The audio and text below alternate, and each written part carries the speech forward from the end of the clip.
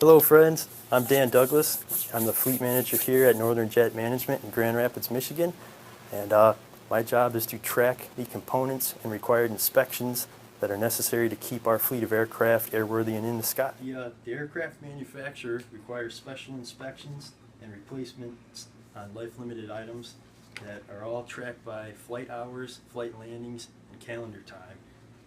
This is the list from the manufacturer itself showing all the items that all of our aircraft have to monitor, and that's my job, to make sure all of these are being watched and being kept track of. The problem we face here is we're an on-demand charter company that we don't know our flight schedule on a day-to-day basis. We may fly 8 hours one day, 2 hours the next.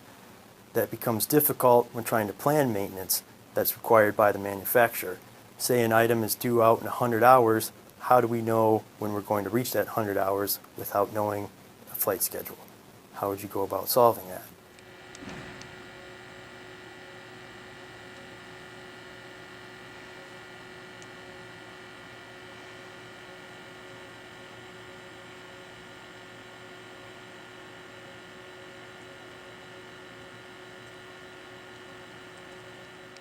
The way we go about solving this problem is we will take the historical data collected from the previous year. These are the flight log sheets from the aircraft, all the flights it flew last year.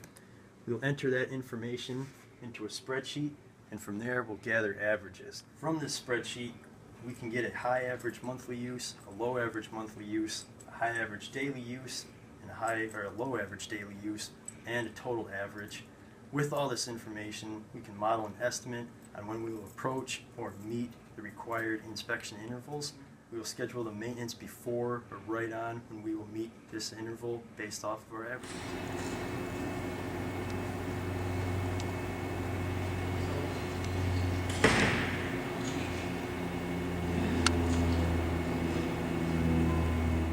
Our first landing gear life limited item comes due at 2,387 landings.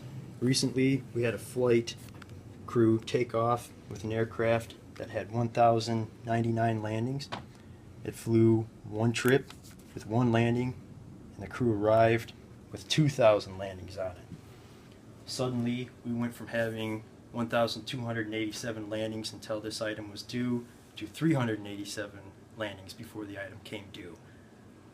That presented a question and a potential problem. Being 387 landings away from the replacement, we started our planning process. This part right here coming due at 2,387 landings costs $1,968 a piece. We would have to replace two. Guys, just wanted to show you real quick the main landing gear actuator end cap that we showed in the previous example. That underneath in the landing gear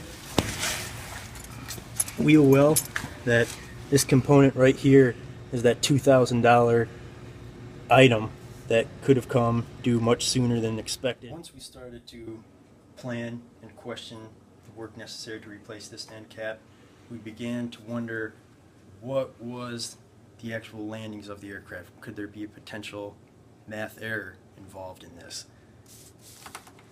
When looking at the flight sheet, we noticed it took off with 1,099 landings on the airframe, plus 1 should equal 1,100 landings, not 2,000. We found that a simple place value error of 1 could have resulted in the part being replaced 900 cycles early, plus adding an additional $4,000 in parts spent unnecessarily, plus time and labor required to fix something that was not due at all.